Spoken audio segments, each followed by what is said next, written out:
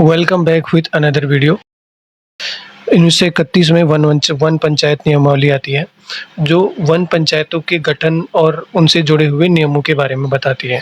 तो इसको पढ़ते हैं ध्यान से, महत्वपूर्ण है और यहाँ से क्वेश्चन बन सकते हैं। तो वन पंचायत कहीं कहीं पे ना लिखने में थोड़ा सा वो हो रहा है, तो यहाँ पे वन पंचायत है, तो ये देख लेना। वन पंचायत के गठन के लिए ग्राम सभा के 2/3 सदस्यों के द्वारा हस्ताक्षर का एक प्रार्थना पत्र दिया जाएगा डिप्टी कमिश्नर। वो डिप्टी कमिश्नर के पास अनुमति के लिए दिया जाएगा, और जो डिप्टी कमिश्नर है वो ग्राम में वन पंचायत के गठन के लिए ग्राम प्रधान को सूचना भिजवाएगा कि कब की जाएगी, उसका समय वगैरह डिप्टी कमिश्नर जो है वो नियुक्त करेगा। तो डिप्टी कमिश्नर के द्वारा वन पंचायत का गठन किया जाएगा। और यदि किसी व्यक्ति को वन पंचायत के अंदर हक हकूक है, यानी जिस क्षेत्र में वन पंचायत का गठन किया जा रहा है वहाँ पे किसी क्षेत्र का हक हकूक है, उसका निर्धारण भी और डिप्टी कमिश्नर के द्वारा किया जाएगा। इसमें यह भी बताया गया था कि वन पंचायत की कैटेगरी 1 में उन लोगों को अधिकारी माना जाएगा जो 80 साल से वन पंचायत की सरहद के अंदर रह रहे हैं, निवास कर रहे हैं, यानी जिनके पास रिकॉर्ड है कि वो 80 साल से रह रहे हैं।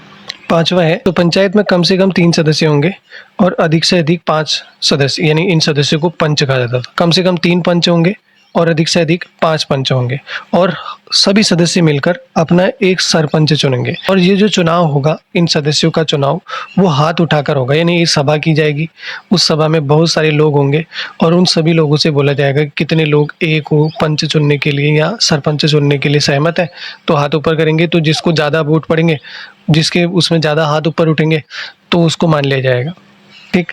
और इसके अलावा जो डिप्टी कमिश्नर अगर पंचायत के संबंध में कोई निर्णय लेता है तो उस निर्णय पर पुनर्विचार किया जा सकता है ओनली कमिश्नर के द्वारा। तो डिप्टी कमिश्नर गांव के जो सरपंच है या ग्राम वन पंचायत है उसके साथ एक इकरारनामा करता था। जो वन पंचायत है, वन पंचायत के अंदर कोई भी जो भूमि है उसे पंचायत ना तो बेच सकती है ना उसका बंटवारा कर सकती है। और इसके अलावा पंचायत का काम होगा कि जो पेड़ों का विनाश है उसको रोकेगी वहाँ अपने क्षेत्र में, और जंगलों के लिए जो भी भूमि होगी उस भूमि पर किसी को खेती करने नहीं देगी। इसके अलावा जो समय समय पर डिप्टी कमिश्नर के आदेशों का पालन करेगी। तो ये एक प्रकार की ना सामुदायिक वन प्रबंधन था।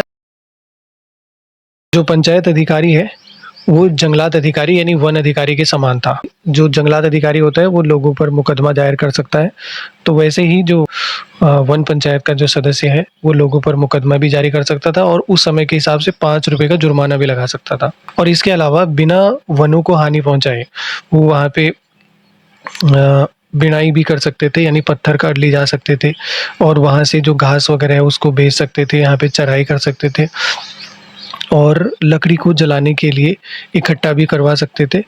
और इसके अलावा जो सूखी हुई लकड़ी है उसको फीस लेकर उसको बेच भी सकते थे, या वहाँ पे जो घास है उसे भी बेच सकते थे। इस प्रकार से कि एक बड़े से क्षेत्र में उनके द्वारा घास लगाया गया और फिर काटते समय सबसे शुल्क लिया गया, एक छोटी सी शुल्क लिया गया।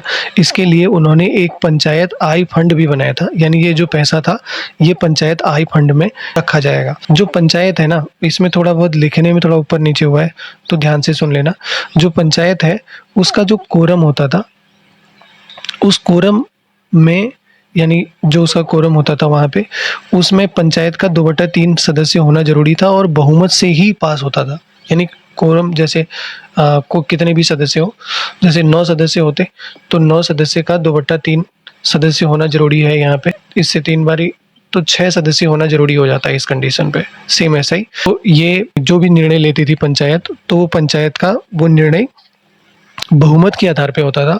यानी जिस समय जहाँ को बहुमत होगा उस तरफ को, अगर मान लो टाई हो गया तो उस कंडीशन पे सरपंच निर्णायक यानी निर्णायक होता था। जहाँ पे सरपंच बोलेगा जिस तरफ को, उस तरफ को चलेंगे। ठीक वैसे ही जैसे स्पीकर की होता है लोकसभा में, सेम ऐसा ही है। तो अगला जो पंचायत आय फंड है, इस फंड का जो उपयोग किया जाता था वो पंचायत के खर्च के लिए, यानी पंचायत की उन्नति के लिए और सार्वजनिक हित के लिए किया जाता था। कंप्लीट अभी के लिए इतना ही। Thank you for watching. तो अगले वीडियो में हम दूसरे टॉपिक के साथ मिलेंगे। अगर तुमको लगेगा कि कहीं पे कोई कुछ मिस हो गया है या कुछ तुम्हारी समझ में नहीं आया है, तो मुझे कुछ सुधार की ज़रूरत है या कुछ तुमको सही लगा वगैरह, ये सब प्लीज़ बताइए। Like, comment, share. Thank you.